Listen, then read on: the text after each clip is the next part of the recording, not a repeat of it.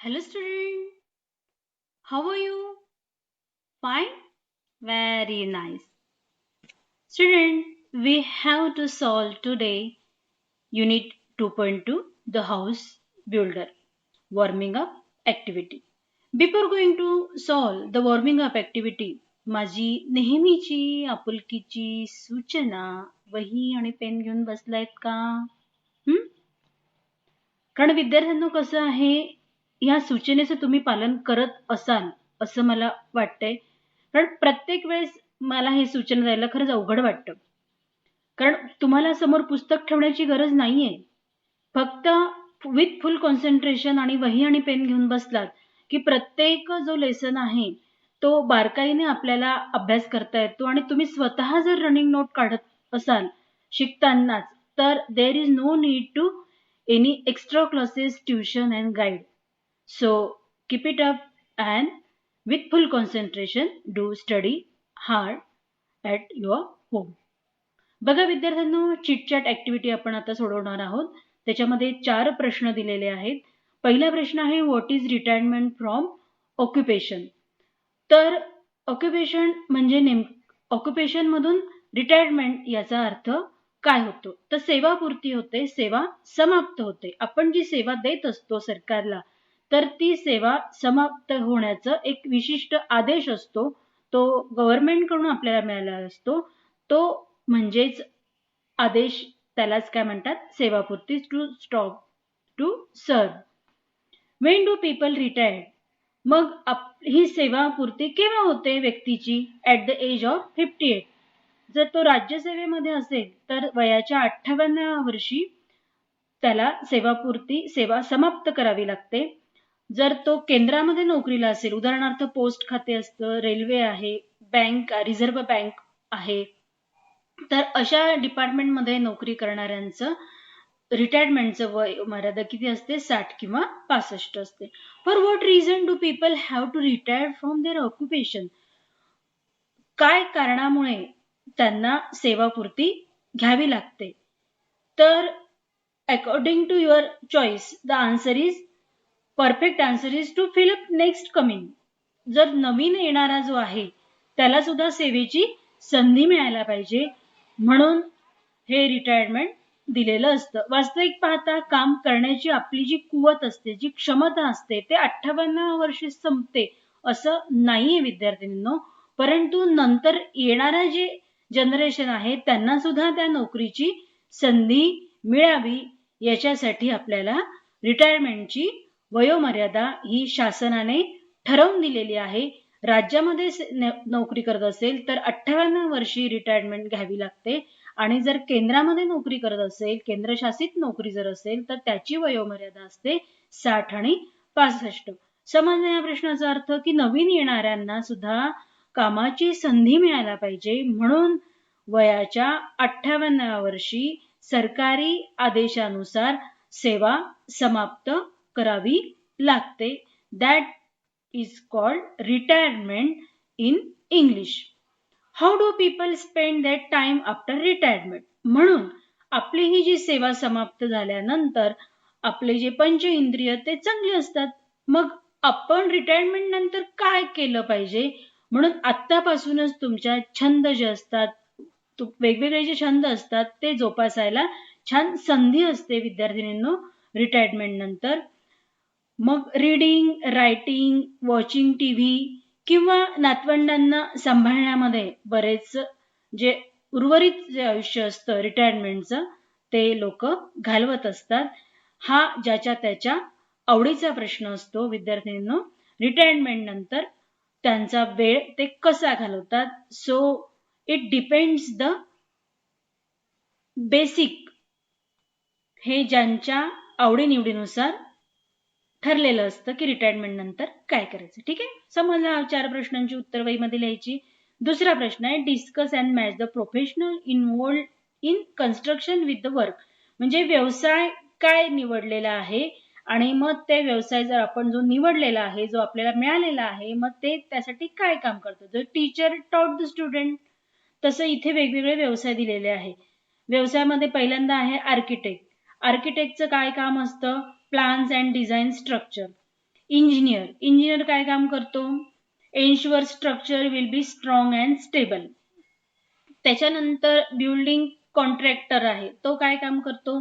Supervise construction employees, workers, professional etcetera. म्हणजे काम ज्या ठिकाणी चालू आहे ते काम कसं आहे, योग्य आहे की नाही, कामगार जे आहे ते वेळेत काम करतायत की नाही, याचं निरीक्षण करण्याचा जो काम आहे तो बिल्डिंग कॉन्ट्रॅक्टर करत असतो.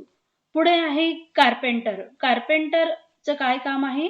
Makes a wooden framework of doors, Windows etcetera. लाकडी जे दरवाजे आणि खिडकी आहे ते तयार करण्याचं काम हा जो आहे कार्पेंटर म्हणजे सुतार हा करत असतो. मॅसन जो आहे तो कारागीर आहे, त्यालाच कारागीर असं म्हणतात. तो काय काम करतो? Build wall, roof etcetera and plasters. म्हणजे भिंत उभारणे, छत उभारणे, प्लास्टर करणे हे जे काम आहे तो मजूर करत असतो, त्यालाच इंग्लिशमध्ये मॅसन असं म्हणतात. टायलर म्हणजे जो टाईल्स बसवतो, फ्लोरिंग जे काम करतो त्यालाच डूज फ्लोरिंग. फरशी बसवणं, टाईल्स बसवणं ते काम जो आहे तो टायलर करतो.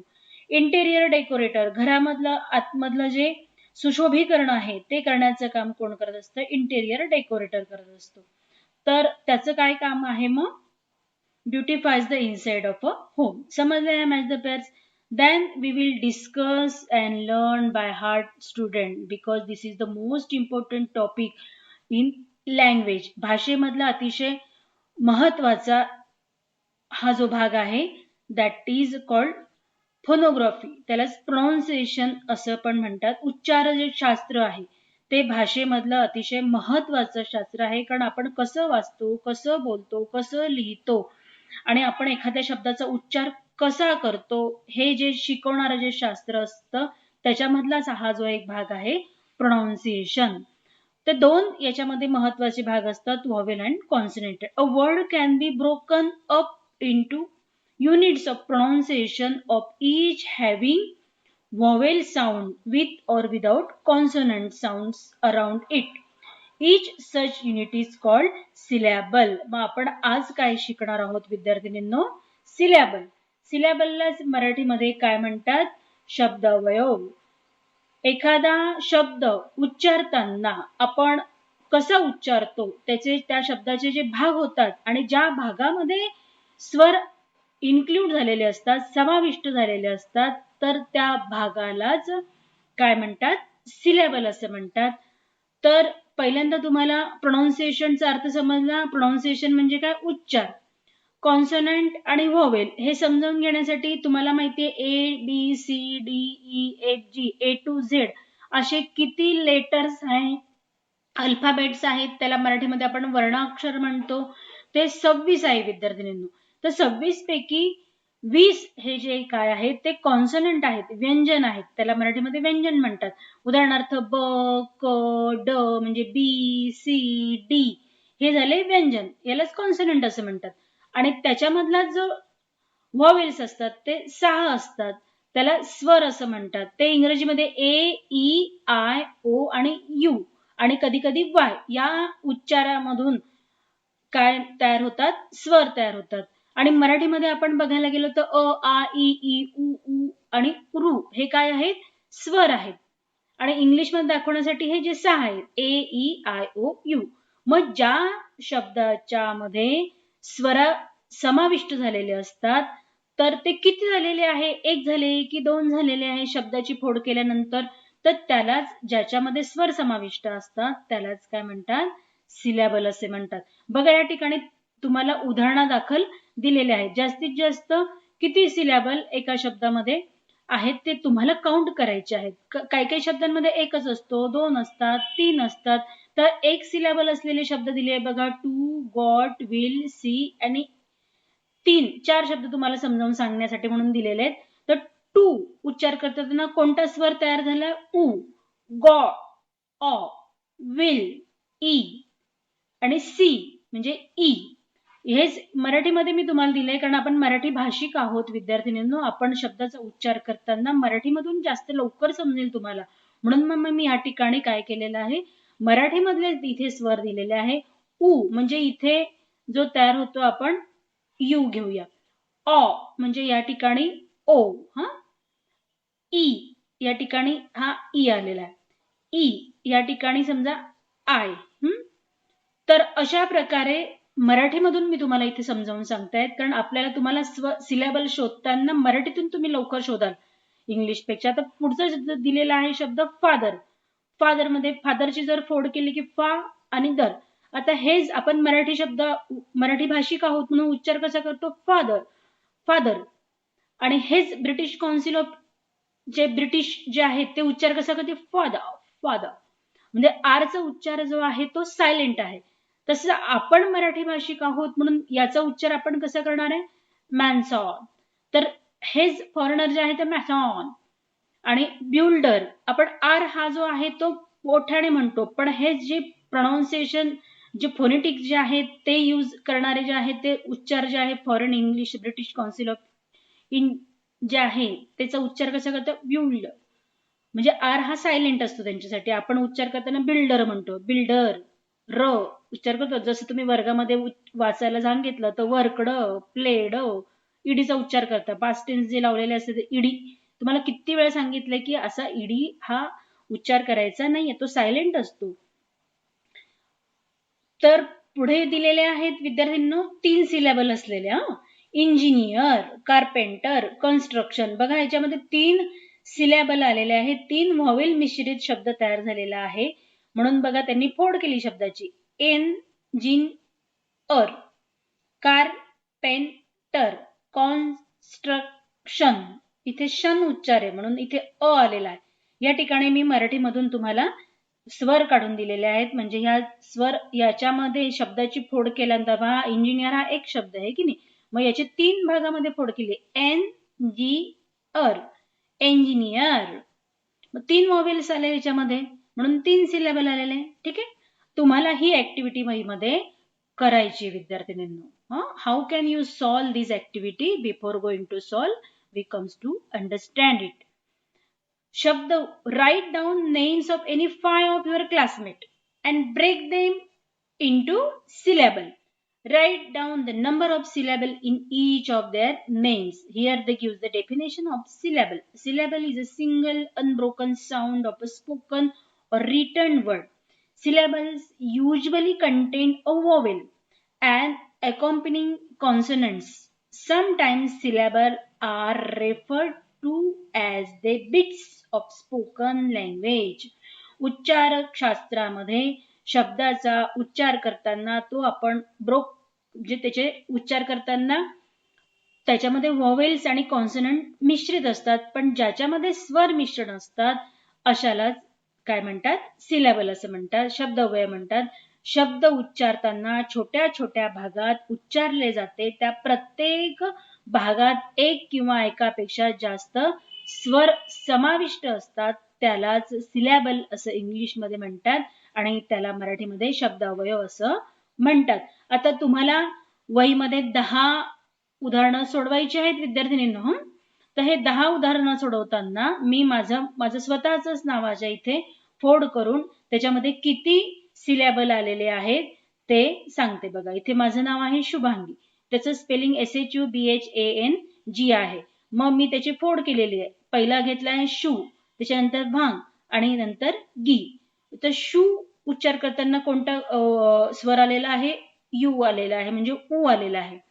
भांग आ आलेला आहे म्हणजे ए आलेला आहे. आणि गी ई आलेला आहे म्हणजे ह्या ठिकाणी हा ई आलेला आहे. How many vowels contains in these broken word? 1, 2 and 3.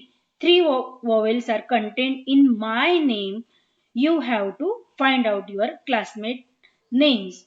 Write down 10 classmate names and broke in these parts and count the syllable in each word. समजलंय विद्यार्थिनींनो? तर वहीमध्ये हे नोट डाऊन करायचे. पान नंबर 30 पर्यंत आपण आज शिकलेलो आहोत. पान नंबर 30 पर्यंत तुम्ही वहीमध्ये प्रत्येक ऍक्टिव्हिटी जी आहे ती सोडवायची. आणि त्यानंतर हे झाल्यावर द हाऊस होल्ड बिल्डर आपण शिकणार आहोत.